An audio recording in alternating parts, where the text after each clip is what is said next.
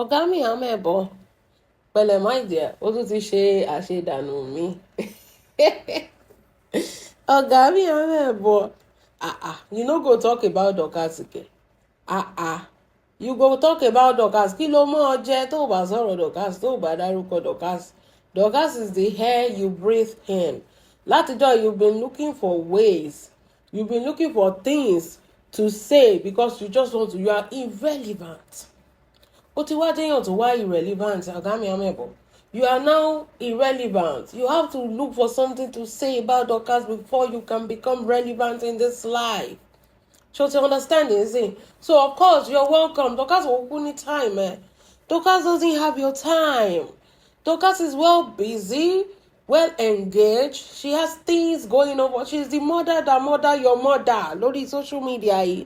So Ọ̀gá mi Amebo, ẹ má worry. You have to tap out of her grace. Of course, we understand. You have to talk about Dorcas. Of course, kí ló máa jẹ. Of course. Ẹ máa gbọ́ update tó kọ. Only it baffles me when I see some people trying to gaslight others and mock something they are also guilty of. Was it not here before our very own eyes that you wore the same wig? Not only did you wear it, you even sold it to your fans. You ordered the wigs from Nigeria, wore them, and marketed them to your gullible, fashionless supporters, including speakers. Ọ̀gá mi Amebo, you cannot compare. You know the queen of social media, because the queen of fracas, Dorcas. The mother of fracas. When it comes to, Dorcas is fashionable. Give me the person where get fashion past Dorcas on the social media space. Give me. Oh yeah. Give me the person where get fashion. Where the fashion, come on now. The frontal is always fronting. The wig is always slaying. The clothes, every picture now. The makeup is not too much. The outfit is slaying. Everything about Dorcas. Yes. The wig tí ó wà lórí àǹtí yẹn is different from the wig tó wà lórí Dorcas. We all know that Dorcas no dey buy wig from Temu. Dorcas is not Mama Ajobi. She know the order. Àwọn ilé yóò kì í mú ẹ̀ṣà. Wọn kì í mú ẹ̀ṣà. Àwọn ilé wọ́n rí owó fi tọ́jú ara wọn ni. If she's flying is in business class. If she's staying in an hotel, ẹ máa gbọ́ Radinson. You will be hearing, no be ṣeré. If she's wearing clothes, una go dey say, eléyìí ò ti wá pọ̀ jù. If she's taking picture or photo shoot, ẹ̀yin gan máa ń fọ́. There was a day Dorcas wear an outfit. Even Lizzie say, ọmọ tó ti gbọ́n rí aṣọ tó gbé sọ́rùn ni. Lizzie gan confirm ẹ̀. Ṣebí mọ̀mọ́ ló ṣe photo shoot lásán tí gbogbo aṣọ ń rún mọ̀mọ́ yín lọ́rùn tí gbogbo àwùjẹ mọ̀mọ́ Ọlọ́run ló mọ wíìgì tí mọ̀mọ́ gbé sórí táwùjọ ẹ̀ dàbẹ́yàn tó ṣẹ̀ṣẹ̀ sọ́jú ìtàn. So don't even dare. Don't even kò tí ẹ̀ tọ́ sí ìwọ gan mọ̀ pé overstatement nìyẹn. Àwọn understatement rather. Ìwọ gan mọ̀ pé understatement nìyẹn pé Dorcas is not fashionable. Ta ló fẹ́ mú bẹ́ẹ̀ tó máa mú ẹ̀ṣà? Wo mọ mi gbé bọ́dì náà. Ta ló fẹ́ mú bẹ́ẹ̀ yẹn tó fẹ́ mú ẹ̀ṣà? No. See, you are desperate at this point. You need to say something because you are walling in sadness, in pittiness, in low content. Amebo. So you want to come back, but this is not a comeback. Go and learn. Lọ kọ́ bó ṣe ń ṣiṣẹ́ ìdáadáa. This your comeback is very weak. Everybody that knows Dorcas, if you cannot say anything, tí Lizzie fún ara ẹ̀ tó máa sọ pé òun gangan ni queen of fashion yèyé mẹ́sàn tó fi comment lórí outfit Dorcas pé ẹ wo aṣọ tí Dorcas wọ̀ gbogbo ọmọ tó ti gbọ́n ṣe rántí fídíò yẹn láyé ọjọ́ òun nígbà tí Dorcas ṣe I think Christmas party ọ̀rọ̀ àbí àìgbà tó ń joyè pé ẹ wo aṣọ tọmọ yẹn kó sọ́rùn. We all know that Dorcas, she no dey play with her fashion. She no dey play. The wig Dorcas use. In fact, when it comes to hairdo, Dorcas used to braid like, she know they joke with her hair. She used to braid like mad. So don't bring that nonsense to this side. Amebo, your comeback is very weak. Lokobo Shane blog. You literally have nothing to say about Dorcas.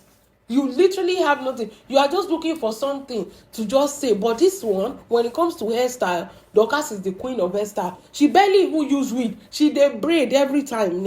Give me somebody to braid the beauty Dorcas lórí social media. She know they play with her hair. They always braid. And when you want níwájú, tí bá braid lẹ́ẹ̀kan báyìí, gbogbo wájú orí mi máa fi tú ni. I used to envy Dorcas like, how are you doing it? She's always on braid. Gbàgbé. Even when she wear wig, she know they wear shaku. Look at the pictures now. Come on now. Look at the pictures. Àwọn ilé òkè ra kíní ìwọ kan sọnù títí tó sọ pé ó order ẹ̀ láti Nigeria. There's a difference when you buy something on Amazon and when you order from Nigeria. Nigeria is made. Amazon àwọn akànfi kíní ṣe pápákọ̀ àwọn kan tá máa tà fún yín. Ó dàbí aṣọ rárá tí mo fi ṣe photo shoot yẹn ni.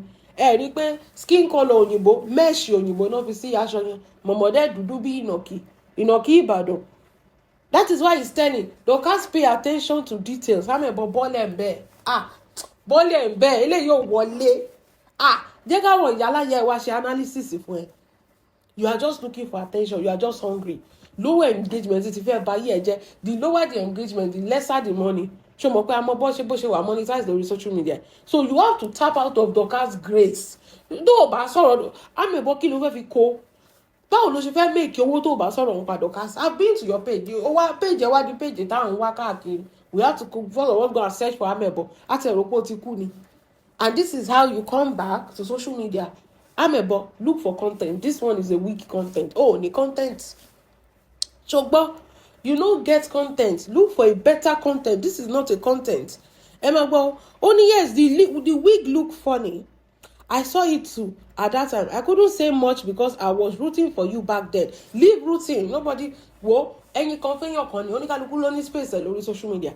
Don't be sorry, bó ṣe máa manipulate. Ó máa funny sí mi. Only the wig look funny. Only even you laughed. Amebo, only but whenever Kudi Nation blog posted about the wig, I won't lie, I laugh. You said you laugh as at that time. Only but sọ̀rọ̀ torí pé òun root fún Dorcas. Ṣé Dorcas mẹ́nu ẹ̀dá ni kò má sọ̀rọ̀ ni? Don't be mama ṣe mí kó má gbà mí. That kind of behaviour is so childish. Ọmọdé ló máa ń hùwà bẹ́ẹ̀ yẹn. Ó lò lè rẹ́rìn torí pé òun support Dorcas. Dorcas wọ́n ní ògo tiẹ̀ mọ́nú Odo Nation ni. You get your platform, you get your fans, you get your followers, you get your mouth to talk or to say anything. You will not say because you are rooting for Dorcas, that's why you did not talk. Are you not talking now? Didn't you say you were laughing? Didn't you say you laughed? So why are you dragging Dorcas for the same thing you did? And you still did. You did it in this update. Oh. Update you want bell. You just confirm me that the wig is funny. So why are you dragging Dorcas for the same thing you are doing? Make it make sense. Mama so kini ko pe Amebo. Get somebody that is smarter than you. Whenever you update, give this update, give it to them. They go buy a review. You go for a now. The same thing to Oshe. No accusing your me. What did Dorcas say? Dorcas said, this wig, wig. What the hell are you putting on? Lobato. And you said the wig is funny. So why are you dragging Dorcas for the same thing you are doing? Think about it. Amebo, think about it. Why are you dragging her for the same thing you did? It's funny. Because everybody that saw it, both the lover, the hater, the everybody will laugh. No, take care of your appearance before you come to social media. That is it. Lizzy to Bajono, they will drag her. That about to get our social media. Photo shoot to Sonu, they drag her. It's social media. You are supposed to know how to dress before you come to social media. So this is not about anybody, and you cannot compare Dorcas wig to that wig. It's a two different thing. Dorcas doesn't play with her appearance. Benny, she doesn't play with her appearance. Both you and your own fans, I want no fans. Amebo. You are just invisible on this social media space. Both you at our speaker, our top 2, top 10, you are just, nonsense in social media. You are invisible. And you're betting that the car Benny, at least even if talk about go to a daddy, she boy can't go to a daddy. You are invisible on social media. You are irrelevant on social media. Tania, they so when you're buying your giddy conto wala to do Amebo. Nobody. That is it. That was okay. In your buy. In fact, you will be on vacation. You don't work in vacation. Why don't you go to vacation? Everybody, they go to vacation. You have nothing to do than come out talking. You should be looking for faults in people's lives. That is the only thing you're known for, Amebo. You'll be looking for faults in people's life. Oh, ni kankan rere kan to ti Nazareth wabi. You are always looking for faults. And you have to look for faults in Dorcas. See Dorcas, see the things she's doing. Look at the impact she's making. Look at your whole life. Wo bó ṣe ń bàjẹ́ fún wọ. Wo bó ṣe ń da fún Dorcas. Dorcas gbogbo yín gbìmọ̀ ọjọ́ pọ̀. Gbogbo ẹ fẹ́ bá tiẹ̀ jẹ́. Ẹ wo Dorcas lọ́jọ́ tèmi. She's still standing gidigba. You are very, very invisible. Ṣé ló dàbẹ̀ ni pé o ti kú? O exist mọ́. Your page is gone. You are alive. O wà láyé bí ẹni tó ti kú. Amebo. This your comeback at Dorcas doesn't. Àwa ti ń retí ẹ pé kó ti jáde láti ọjọ́ yìí now. Kí ló rò pé ṣeré ló pé ni. When you go, we leave you. When you come back, you go collect. That is it. But una want to talk. Una no want make person talk. Àwa not ready for it. Dorcas will not answer you because only nǹkan tó gbé dání you have nothing. You literally have nothing. Oh, ní nǹkan kan lé ayé tó dáa fún ẹ. Gbogbo nǹkan ti bàjẹ́ fún ẹ. But you see us, anytime you bring it, we go give your papa. Bàbá ẹ̀ la máa fún, a máa lọ fún bàbá ẹ̀ straight ni. Anytime you talk about Dorcas badly, we go give it to you because ìwọ ò ní nǹkan kan tó gbé dání. O ní oore wo nípa ẹ fẹ́ ṣe pọ̀. We saw Dorcas, we saw the way she's impacting people's lives. Bẹ́ẹ̀ni, what we cannot do, she's doing it. She's a UK citizen, so she doesn't even need to. She's a British citizen. Kò ní ìdá ti ṣe anything. But she still, ó ṣì rántí ilé, ó ṣì ń ṣe sílé, ó ṣì ń ṣe fáwọn èèyàn, ó rántí pé àwọn kan wà tí wọn ò ní tóun. Kí ni ìwọ ní? Ó wá ní, so why are you now mocking somebody over something you are not accept from yourself? Amebo, you too, you said the wig was funny and you laughed. So you are not different from Dorcas. Everybody laugh when they see something funny. So how is that a bad person? Think about it for a second.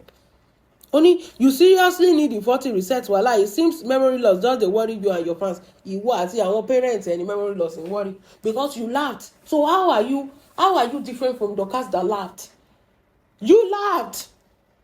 How are you different from? We all saw something funny. Everybody laughed. You brought yourself to social media. You make a mockery of yourself. People will laugh. You said it yourself that it was funny. So kini ìyàtọ̀ ìwọ àti Dorcas tẹjọ rẹ́rìn. Why are you not castigating Dorcas for the same thing you did? I don't know. Go and Mori aṣẹ́wó plug lẹ́nìí níbi tó ti compile different braid Dorcas àti wig braid o àti irun ẹ̀ o àti gbogbo ẹ̀ o. Kò sí àṣàkùn bẹ́ẹ̀. She take care of her appearance. Dorcas take care of her. She's very clean. You can see her shop. You can see everything. You see the way she dressed. You see everything. She takes care of herself, of her appearance and everything. Àwọn ilé ìwòsàn onídọ̀tí wọn ṣe olóòórùn bíi títí àwọn ò kì í jẹun pàṣàpàṣà bíi ìtàwọn top 2 student ẹ̀yẹn tó máa jẹun pàṣàpàṣà á ti mọ̀ pé 20,000 ìṣẹ́ ti bá wọn mulẹ̀ bẹ́ẹ̀ gbẹ iṣu wàá máa gbọ́ tàdí yẹn ń ṣe kúkúrú kú lórí kínní. You will be hearing all this nonsense. Àwọn ilé ò kì í ṣe irú àwọn ọmọ àánú. They all have lives. But ìwọ ìgbà tó jẹ́ pé kó má bá tèèyàn jẹ́ ó ti mọ́ ẹ lára ó wà rí téèyàn bàjẹ́ mọ́. You just have to run back to Dorcas. Amebo, bring it a billion times. We are here for you. Kí Dorcas máa ṣe nǹkan tó ń ṣe lọ kó máa help àwọn èèyàn. Sórí àwa la máa dá ẹ lóhùn. Ṣó sọ pé orí ẹ̀ ò fẹ́ pé ni. Bẹ́ẹ̀ ni. Ṣó sọ pé orí ẹ̀ ò fẹ́ pé ni. Just because of monetization and kini, you just want to look for something to talk, to say about Dorcas, because you know that she's the only person you can tap grace from. Amebo, you know that Dorcas is the only person. Totally, ibẹ̀ nìkan ló ti lè rí grace, ló ti lè review. If you talk about mama ti sogonu. Mama ti sogonu, ó tún ti sọ ṣẹ́nu, iṣẹ́ tó sọ pé òun ṣe ń sìn. Ó ti sọnù, ó ti sọ messages nù, ó ti sọ gbogbo ẹ̀ nù. Bàdúrà ti sọnù, àgbọ̀ngàn ti sọnù mọ̀mọ́ wọn lọ́wọ́. Mọ̀mọ́ ti dèèyàn tó ń ṣe kíni tó tún polówó àgbo. Mi rí yẹn rí láyé mi. Ibẹ̀ mo ti káwọ́ lérí pé àfìgbà táyé mọ̀mọ́ bàjẹ́. Ẹ̀yin dẹ́ ni. Ẹ̀yin lẹ bá ayé mọ̀mọ́ jẹ́ torí ayé mọ̀mọ́ ò bàjẹ́ tó tẹ́lẹ̀. Everything was going on with mọ̀mọ́. Wọ́n ti gbà tí ìwọ olórí burúkú instigator tó ti mọ̀mọ́ síwájú tó bá ti mọ̀mọ́ jẹ́. Tí mọ̀mọ́ wá di ewúrẹ́ jẹ́lẹ́jẹ́lẹ́ àgùntàn jẹ́mọ̀jẹ́mọ̀. Táàrí mọ̀mọ́ lórí social media. Tí mọ̀mọ́ fẹ́ lè máa ké ìgbà tó ń ṣe show tó ń ṣe drop shipping. Tí mọ̀mọ́ fẹ́ lè máa ké. Ẹ̀yin olórí burúkú ilẹ̀ bá ti mọ̀mọ́ jẹ́. Mọ̀mọ́ was in good terms with Dorcas but torí pé ó ti ní Dorcas sínú ó fẹ́ bàjá. ẹ̀yin lẹ́lọ instigate mọ̀mọ́ ẹ kúkú mọ̀ pé mọ̀mọ́ yẹn náà kò lọ́pọlọ náà tẹ́lẹ̀ ẹ wá fíńgà orí ìyá yẹn ẹ wá jẹ́ kó lọ bá Dorcas ọjọ́ tó ti bá Dorcas jà ló ti sọ ògo nù ló ti sọ gbogbo nǹkan àǹfààní ayé ẹ̀ nù mọ̀mọ́ wá déèyàn tó ń rí fín lórí TikTok ṣé ayé tẹ́lẹ̀ ṣé ojú abẹ́ lè wojú mọ̀mọ́ ni ṣé ojú abẹ́ lè wojú mọ̀mọ́ ni nísìnyí ó ti rí pé mọ̀mọ́ ti tẹ́ káàkiri wọ́n tẹ́ mọ̀mọ́ wọ́n fi mọ̀mọ́ ṣẹ̀sìn advert ti lọ gbogbo ẹ̀ ti lọ péèjì gan ti lọ ebi ti pàyà ó ti fẹ́ bí pàyà yìí ìwọ olórí burúkú tó bá yẹ pé ìyá ti mọ̀ kó má bẹ́ẹ̀ ṣe ẹ̀yin táyé yín ti bàjẹ́ yìí tó bá yẹ pé mọ̀mọ́ ti mọ̀ kó má bẹ́ẹ̀ ṣe gbogbo ìgbà tó ní peace pẹ̀lú Dorcas ayé mọ̀mọ́ tó ní advert na water views na water content na water mọ̀mọ́ wá di èèyàn tó jẹ́ pé ewé gan tún sọnù ewé tún sá fún mọ̀mọ́ ewé ti gbẹ tẹ́lẹ̀ o ewé tún sá fún mọ̀mọ́ sí ẹ̀yin lẹ́dẹ̀ bá tiẹ̀ jẹ́ ẹ̀yin ìka ọ̀bàyéjẹ́ yìí instigator olórí burúkú ìgbà tí péjì ọ̀wọ̀ ọmọ níta ìṣó wá ń wá nǹkan tó máa sọ against ọkọ̀ ó mọ̀ pé ọmọ ológun you have to tap out of that glory báwo ló ṣe fẹ́ ṣe Amebo wọn bí ìyá ẹ̀dá kó má sọ̀rọ̀ Dorcas kí ló fẹ́ jẹ for the past 2 months tó sọ̀rọ̀ tó fi Dorcas sílẹ̀ you see how your view ṣọwọ́ iye tó make èlò ló make nísìnyí you have to come back ó wá ń lọ́bì go open the door kó fi wèrè wọlé àwọn gan ready fún ẹ ṣòro bá àwọn gan sinmi o rò pé ó dẹ̀ lára wa ni bring anything you can bring on this social media ìyá ẹ̀ ò ní jẹ́ tán èyí ọmọ àlè ọmọ ọ̀ràn kírun ọmọ játijàti òun ló bá ti yín jẹ́ ni no dey pass through corner come out with your full chest tọ́wọ́ ti bí yàrá ya ẹ̀dá we are here for you ṣòro pé ó dẹ̀ lára wa ni you think we are not ready anything you say concerning Dorcas you go dey collect your papa will collect lórí social media orí ẹ̀ burú orí ẹ̀ ò pé ẹ̀yin awáyé wá pòfò yìí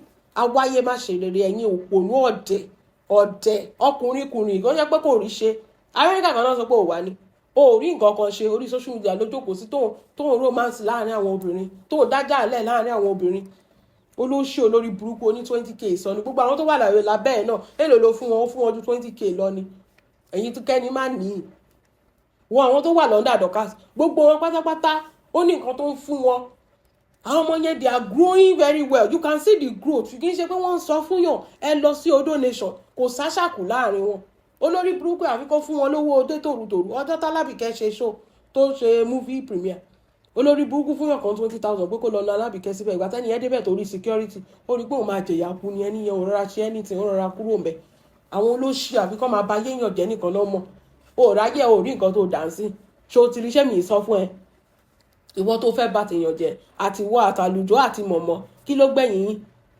gbẹ̀yìn yín Dorcas tẹ gbìmọ̀ pọ̀ lé lórí ẹwọ́ bó ṣe ń ṣá ẹwọ́ bí gbogbo yín bẹ́ẹ̀ ṣe dàrú tí kò sí nǹkan kan mọ́ fún yín táyé yín polúkúrú muṣu tẹ́ẹ̀tì náà gàmú ṣòro ẹ̀yin olòṣì gbogbo wo Amebo bring it on wo tó bá rò pé mẹ́lò kì í ṣe irú tèmi ẹlẹ́yà tèmu wà ní ò ṣe bẹ́ẹ̀ mọ́ bring má tiẹ̀ máa pa kọ́lọ́kọ́lọ́kọ́lọ́kọ́ ebi tún ti pa ẹ́ nìyẹn tó bá ti dárúkọ Dorcas ebi tún ti pa wèrè ni views na water ò ní dárúkọ Dorcas kó ṣe rere dárúkọ Dorcas kó rí ṣe inú ayé Amebo ó mọ̀ pé house rent ẹ ti dí gbogbo nǹkan bẹ́ẹ̀ yẹn kí ló fẹ́ jẹ you have to talk about Dorcas ṣó ológo ni ṣó ní content ni you don't have content na ṣebí you dey steal from people's content and you have to drag Dorcas talk about Dorcas before you can get content oya give us a show give us another show olóṣì aláyé bàjẹ́ ẹ̀yin títí yín ti ta tó ti rún fún yín mo tún rí kan náà ọ̀dẹ̀ kan nú àwọn student yẹn náà tó tún sọ̀rọ̀ alábìkẹ́ ibi tálábìkẹ́ wà ṣé ìran ẹ débẹ̀ rí ibi tálábìkẹ́ wà ṣé ìran ẹ ṣé ẹ débẹ̀ rí ibi ojú tẹ fi ń wá alábìkẹ́ tẹ́lẹ̀ ní kẹ́ fi máa wò ẹ̀yin olóṣì ọmọ ẹrú ọmọ tó ṣe kíní ọmọ ẹrú ojú ẹ̀ máa jà sójú ẹ̀ ti wá jà ń sìn follow no road àwọn kan wà tó bá ti bá wọn rìn ayé ẹ̀ máa dà àwọn èèyàn kan wà tó bá ti bá wọn rìn ó máa bàjẹ́ fún ẹ Amebo is an example tẹ bá lọ sórí péjì ẹ tẹ lọ ń ṣe kíní ẹ ní amount to anything you will not amount to anything ṣe rí Dorcas ó kó ògo yẹn wá ni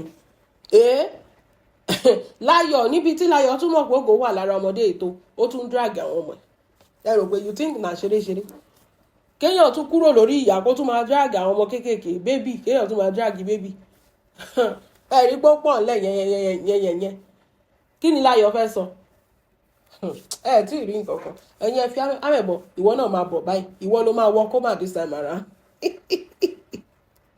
máa bọ̀ ṣáà máa bọ̀ bẹ́ẹ̀ yẹn ẹ fi ilẹ̀ jẹ́ ó máa bọ̀ sílẹ̀kùn kó wọlé dáadáa tí yà ò bá ní jẹ́ tí ò ní jẹ́ ìran ẹ̀ lọ́dọ̀ wa wo ẹ̀mí àfẹ́ bọ̀ ọmọ òṣì ọmọ rádaràdà wà lábá tiẹ̀ jẹ́ ni olóṣì èèyàn tí ò ní content tí ò rógòlò ó lè lo wájà lórí social media ó lè ní ẹ sọ pé kó ṣe content ẹyọkan kó sọ̀rọ̀ ẹyọkan kí ló fẹ́ sọ low self esteem olóṣì ó fẹ́ máa ṣe bí àkùkọ gàgàràgà ó lè ṣe ṣó kó sọ̀rọ̀ ó ní ìdásí péjú ẹ̀ jáde ṣe ṣó kó sọ̀rọ̀ ọ̀rọ̀ wo ló wà lẹ́nu wèrè ṣé ó lè sọ̀rọ̀ tó wá ni ó lè sáré tó bọ̀n ni ó lè sọ̀rọ̀ tó wá ni wọ́n máa pín 20k lọ́wọ́ àwọn ọmọ àtọ̀ọ́lé yẹn lọ́wọ́ àwọn yẹn náà wọ́n yẹn ẹgá ìyá yẹn bọ̀ ẹ̀yin gan lógo jù lọ ẹ jẹ́ lọ open page yín kẹ́ máa fi voice yín ṣe kí ni ẹ máa gbowó bẹ́ẹ̀ ẹ máa gba $100-200 till depending on your location ni ní tẹ́ńṣọ́ ọ̀gá mi Amebo tó ń fún yín 20k ẹ máa gba $1 olóṣì ń lo voice yín ó fi ń boost page ẹ̀ kò lè ṣe ṣó kò ní kíní ṣó tó bá send sí Amebo má record ẹ̀ sí lọ sí page tiẹ̀ kó máa gbé ṣó ẹ̀ síbẹ̀ ó lè ó jẹ́ á bá gbogbo díẹ̀ tó kù lọ́wọ́ ẹ̀ máa bàjẹ́ fún ìwà Amebo ìwọ máa bọ̀ ṣáàrà máa bọ̀ tó bá sọ pé ò ní dẹ́yìn lẹ́yìn Dorcas èmi kò ní dẹ́yìn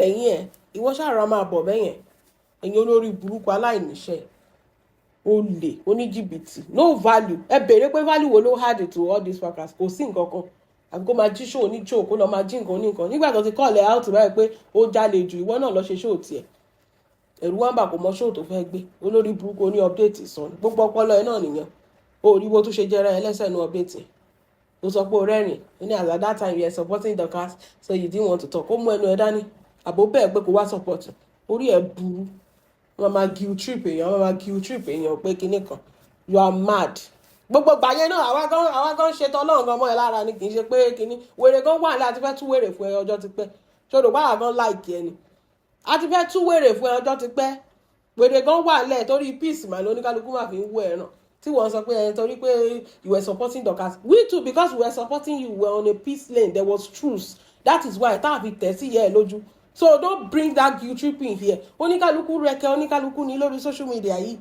wèrè la fi ń wo wèrè kò sí anybody tó gbádùn arẹkẹ ara wa náà ni but because there was peace kí la fẹ́ da peace rù ọ̀ntìgbà tẹ́yìn wá dàrú nísìnyí you cannot handle it anymore ẹ wo ẹ má worry you go feel am as if you want to die kẹ́ manage kẹ́ sì manage náà èyí táyé yín ti bàjẹ́ gbogbo yìí.